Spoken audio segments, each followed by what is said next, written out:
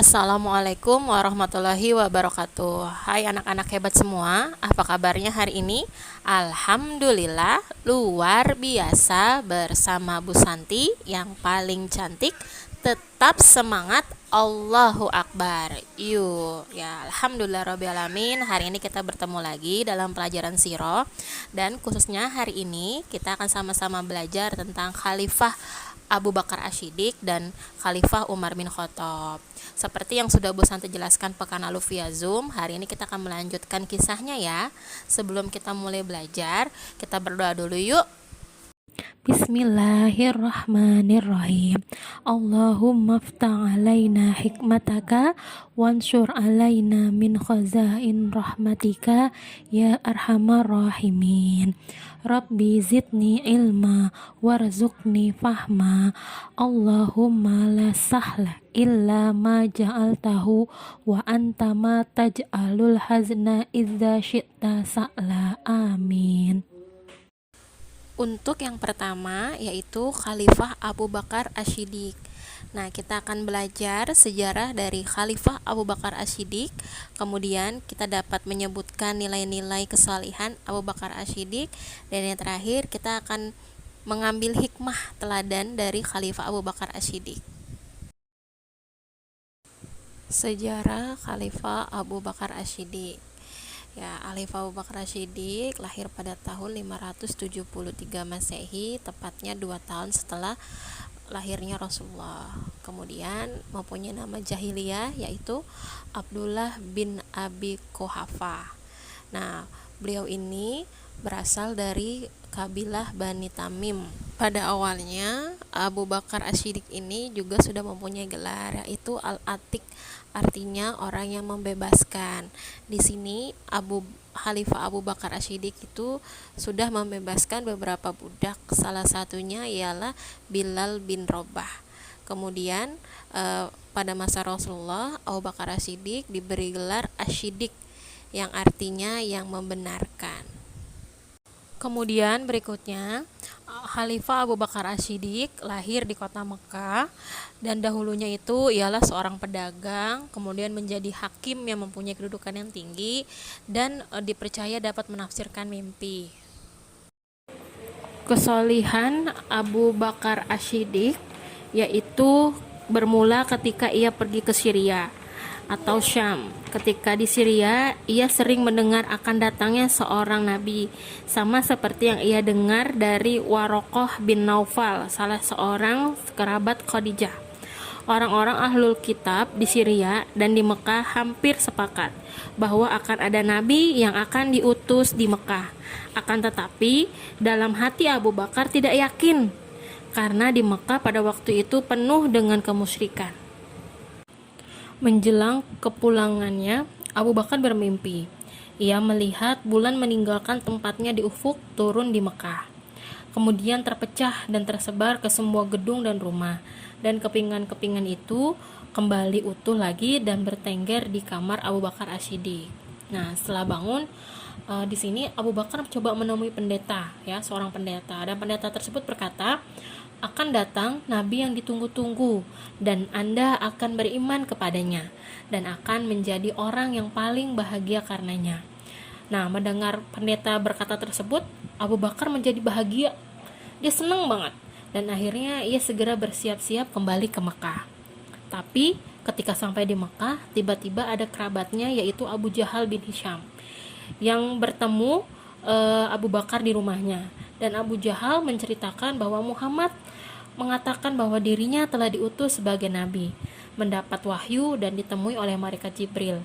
Mendengar cerita Abu Jahal itu, Abu Bakar semakin bersinar wajahnya. Ia semakin yakin dan berkata, jika demikian, benarlah ia. Namun, Abu Jahal merasa kecewa atas jawaban Abu Bakar tersebut, karena Abu Bakar yang diharapkan menasihati Muhammad agar kembali kepada agama nenek moyang ternyata membenarkannya. Jadi di sini memang banyak sekali sahabat yang ketika itu tidak percaya bahwasannya Muhammad itu diutus sebagai nabi dan rasul. Abu Bakar Asy-Siddiq setelah masuk Islam, beliau melepaskan atau meninggalkan perdagangannya dan semua usaha pribadi lainnya, dan ia menyerahkan segenap kekayaan dan jiwa raganya untuk perjuangan menegakkan Islam bersama Nabi Muhammad SAW.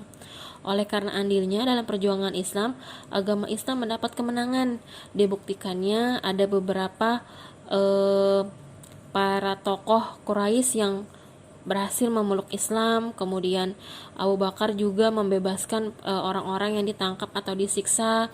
Salah satunya budak yang dibeli Abu Bakar adalah Bilal bin Rabah, yang merupakan seorang sahabat Rasulullah yang terkenal teguh imannya dan menjadi muazin di masjid Rasulullah. Pada suatu malam, Nabi dan Abu Bakar As-Siddiq menuju ke Gunung Sur dan bersembunyi di Gua Sur.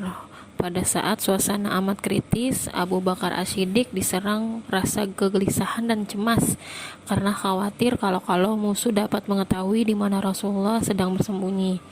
Pada saat itu turun ayat suci Al-Quran dari surah At-Taubah yang isinya memuji Sayyidina Abu Bakar As-Siddiq sebagai orang kedua sesudah Nabi SAW dalam Gua Sur.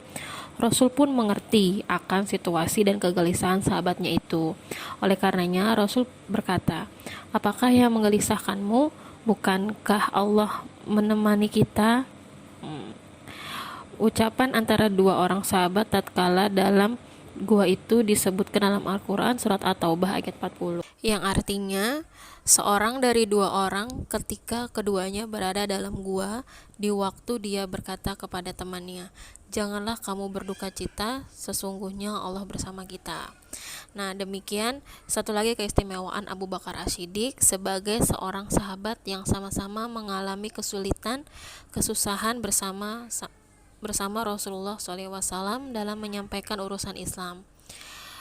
Abu Bakar As-Siddiq tidak pernah jauh dengan baginda Rasulullah sepanjang hidupnya dan menyertai semua peperangan yang dihadapi oleh baginda.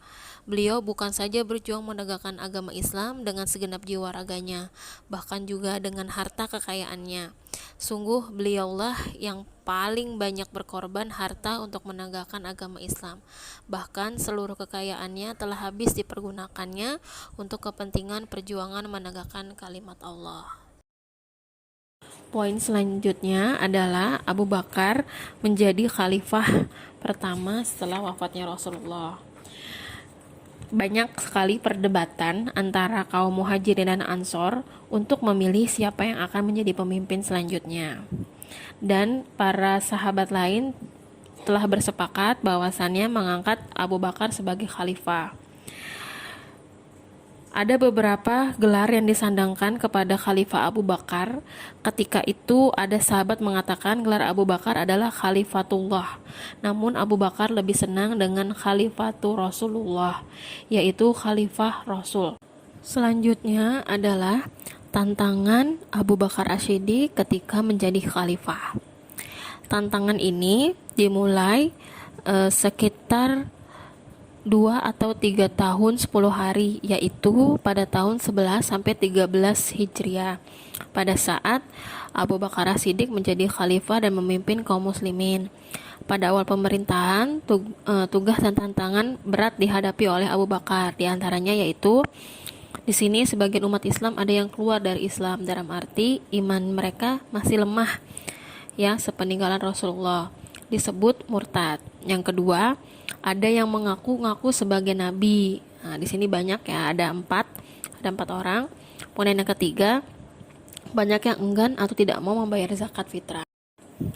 Jasa-jasa Abu Bakar As-Siddiq. Yang pertama, menumpas kaum murtad dan nabi palsu. Belum lama ini, Abu Bakar memegang kepemimpinan, banyak bermunculan orang-orang murtad di pelosok daerah kala itu. Sehingga terjadilah dua fitnah besar, yaitu keengganan membayar zakat dan adanya pengakuan nabi palsu. Kemudian yang kedua, pengumpulan Al-Quran. Untuk melaksanakan pengumpulan Al-Quran, dipanggil Zaid bin Sabit, salah seorang sahabat yang hafal Al-Quran. Zaid bin Sabit mengumpulkan berbagai tulisan Al-Quran yang tertulis di batu, dedaunan, lontar, tanah keras, tulang onta, dan catatan-catatan para sahabat yang lain. Setelah itu Zaid bin Sabit menulis dengan teliti. Walaupun hafal, dia tetap bertanya dan mencocokkan catatan-catatan para sahabat dan disaksikan 2 orang saksi. Setelah jadi, mushaf itu disusun sesuai dengan petunjuk Rasulullah, baik susunan ayat maupun surat. Mushaf itu diikat dengan tali, kemudian disimpan di rumah Abu Bakar hingga ia meninggal. Dan berikutnya dibawa oleh Khalifah Umar bin Khattab hingga ia meninggal. Ketika Umar meninggal, mushaf tersebut dibawa oleh Hafsah, anak Umar bin Khattab, sekaligus istri Rasulullah. Baru ketika penyusunan mushaf Al-Quran pada masa Utsman bin Affan diberikan kepada khalifah. Yang ketiga, perluasan wilayah. Pada masa Abu Bakar, perluasan wilayah Islam mencapai Persia, meliputi Irak, bagian barat Suriah atau Syam, dan bagian barat untuk Jazirah Arab, dan Bizantium atau disebut juga Romawi Timur.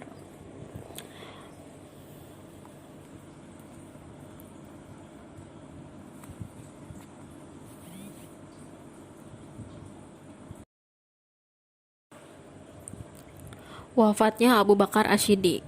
Menurut para ulama ahli sejarah, Abu Bakar wafat pada malam Selasa, tepatnya antara waktu maghrib dan isya, pada tanggal 8 Jumadil Awal, yaitu 13 Hijriah. Usia beliau ketika itu 63 tahun. Beliau berwasiat agar jenazahnya dimandikan oleh Asma bin Umais, istri beliau, kemudian beliau dimakamkan di samping makam Rasulullah. Umar mensolatkan jenazahnya di antara makam Nabi dan mimbar Ar-Raudah, sedangkan yang turun langsung ke dalam liang lahat adalah putranya yang bernama Abdurrahman bin Abi Bakar, Umar, Utsman, dan Tolha bin Ubaidillah. Sebelum wafat, Abu Bakar telah menunjuk pengganti dirinya, yaitu Umar bin Khattab. Abu Bakar juga berwasiat kepada Aisyah untuk menginfakkan sebagian kekayaan untuk umat. Alhamdulillah, kita sudah selesai belajar hari ini. Semoga segala yang dipelajari hari ini dapat dipahami dengan baik ya. Dan jangan lupa dibaca-baca lagi bukunya di rumah.